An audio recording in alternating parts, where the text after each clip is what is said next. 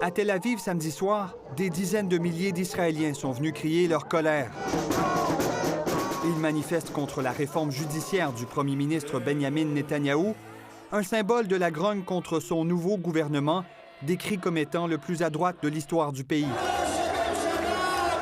Réélu en novembre, il a pris la tête d'une coalition formée de partis d'extrême droite et ultra-orthodoxes, dont certains ont des positions, par exemple, anti-palestiniennes. Dès l'assermentation de ce nouveau gouvernement, l'ambassadrice d'Israël en France annonce sa démission. Yael German se dit incapable de continuer à représenter des politiques si différentes des siennes.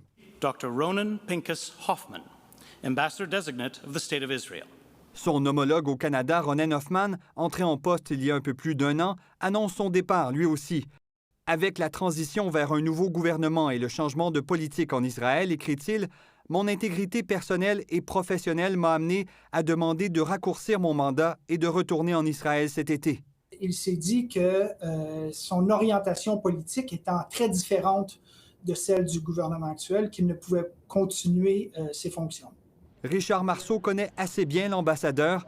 Sa nomination, dit-il, était avant tout politique. M. Hoffman étant très proche du premier ministre précédent, ayant servi avec lui au Parlement israélien, la Knesset, ce n'est pas une surprise de voir qu'il est inconfortable avec le gouvernement actuel et qu'il a décidé de poursuivre la lutte politique en Israël. Le prédécesseur de Benjamin Netanyahou participe d'ailleurs au mouvement de contestation. Ceux qui aiment Israël, dit Yair Lapid, sont venus défendre sa démocratie. Ce gouvernement-là, qui est le premier gouvernement israélien avec des partis de droite et des partis religieux, ont décidé de changer les règles du jeu de la démocratie israélienne.